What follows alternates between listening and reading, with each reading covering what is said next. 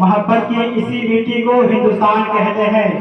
मुअज़्ज़ज़ सामीन और अज़ीज़ान ग्रामी और उस्ताद कराम और अजीज साथियों, अस्सलामु अलैकुम व रहमतुल्लाहि तआला व बरकातुहू। वालेकुम सलाम। सबसे पहले आप सभी को मुल्क हिंदुस्तान की आज़ादी की बहुत बहुत मुबारकबाद। हज़रात, हम आज सब लोग मिलकर 76वां यौम आज़ादी मना रहे हैं। यह आज 15 अगस्त की खुशी मना रहे हैं। हज़रात, जब हमारा मुल्क हिंदुस्तान जब अंग्रेजों के कब्जे में था, जब हमारा मुल्क अंग्रेजों के गुलामी में था, तो हमें बहुत सारी कुर्बानियों को पेश करनी पड़ी, तब जाके हमारा मुल्क आजाद हुआ। हज़रात, हमारे बुजुर्गों ने जो कुर्बानियां दी, तब जाके मेरा मुल्क आजाद हुआ। हज़रात, ये वही आजादी का दिन है जिसको हासिल करने के लिए हमारे आबा अजदाद ने बहुत सारी मुश्किलों का सामना किया और बहुत सारे मसाइल का सामना किया। हज़रात, ये वही आजादी का दिन है जिसको हासिल करने के लिए हमारे आबा अजदाद ने अपनी जान की कुर्बानियां पेश की। हज़रात, ये वही आजादी का दिन है जिसको हासिल करने के लिए सुभाष चंद्र बोस ने अपनी जान की परवाह नहीं की। हज़रात, ये वही आजादी का दिन है जिसको हासिल करने के लिए चंद्रशेखर आजाद ने अपनी जान की परवाह नहीं की।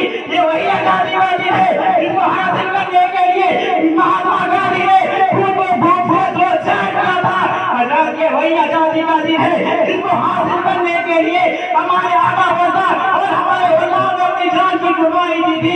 हज़रात, ये वही आजादी का दिन है जिसको हासिल करने के लिए हजारों उलमाओं को फांसी दे दी गई थी। हज़रात, ये वही आजादी का दिन है जिसको हासिल करने के लिए अशफाकुल्लाह खान ने फांसी के फंदे को चुमा था। हज़रात, ये वही आजादी का दिन है जिसको हासिल करने के लिए भगत सिंह ने फांसी के फंदे पर जब कहा, भगत सिंह अपनी जुबान से कहते हैं, अभी जिसका खून ना खोला वो खून नहीं पानी है, अभी जिसका खून नहीं खोला वो खून नहीं पानी है, अभी जिसका खून नहीं खोला वो खून नहीं पानी है, जो देश के काम ना आए वो बेकार जवानी है।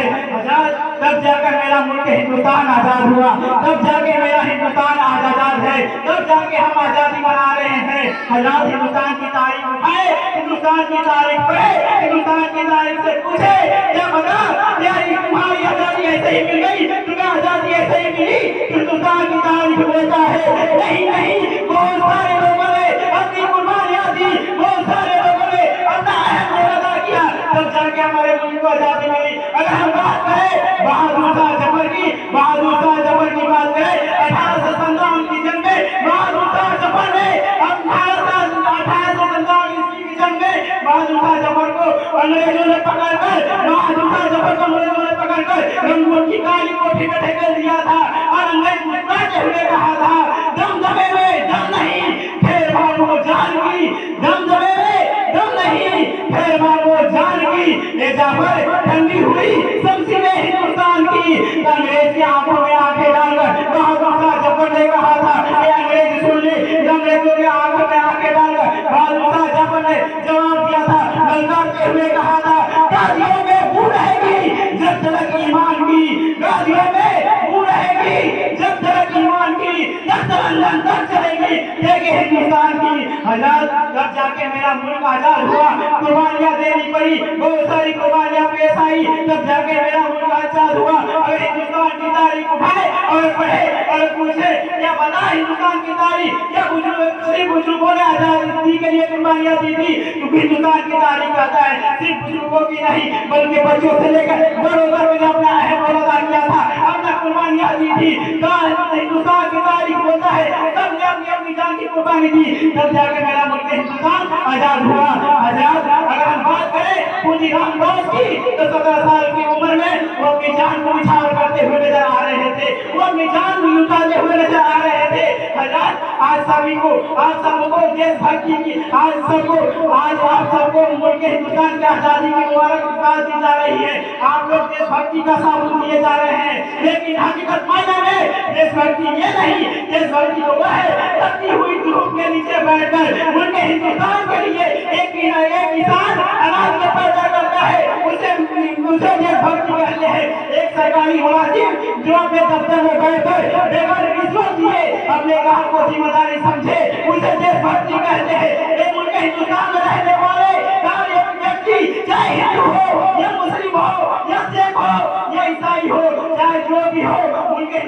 रहने वाला व्यक्ति, चाहे कोई भी धन कराने वाला हो, आपस में मिलजुल कर प्रेम का प्रचार करे, उसे देश भरते कहते हैं। हजरत तब जाके अगर ये तरीका अपनाए तो हम भी विश्व गुरु कहलाएंगे, हम भी जाकर विश्व गुरु कहलाएंगे और हमारा देश सोने का चिड़िया हो जाएगा।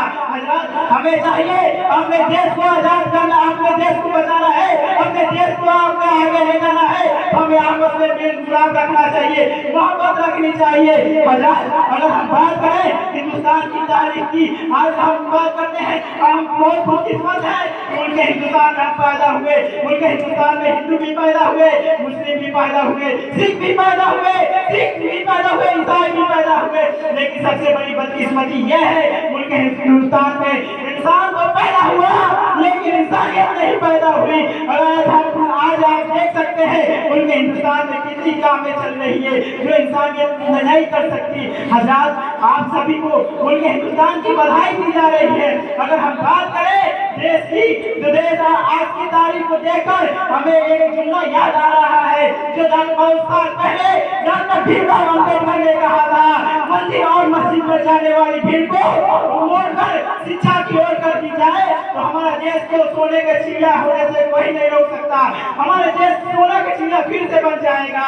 हजार हमें चाहिए और आपको भी चाहिए अपने बच्चों को पढ़ाए, तालीम दे, क्योंकि तालीम देंगे तो किसी भी कोने में जाएंगे, दुनिया के किसी भी कोने में जाते हैं उन्हें दबाने वाला कोई नहीं होगा, उन्हें दबाने वाला कोई नहीं होगा। या हिंदुस्तान के किसी कोने में जाते हैं, या कोर्ट हो या कचहरी हो या कहीं भी जाते हैं, किसी भी दफ्तर में जाते हैं, उन्हें कोई दबाने वाला नहीं होगा, क्योंकि वो पढ़े हैं, उन्हें पता है लोग क्या है, कानून क्या है, कौन से धारा कहाँ पे लगेगी उन्हें पता है, उन्हें दबाने वाला कोई नहीं है, उन्हें दबा नहीं सकता। हजार हमें चाहिए और सभी को चाहिए, उनके हिंदुस्तान में रहने वाले सभी नागरिकों को चाहिए आपस में मिल मिलाप रखे। हम आपके सामने से रुखसत होने से पहले कुछ बातें कहना चाहूंगा कि एक दूसरे का हम सम्मान करेंगे, एक दूसरे का हम सम्मान करेंगे।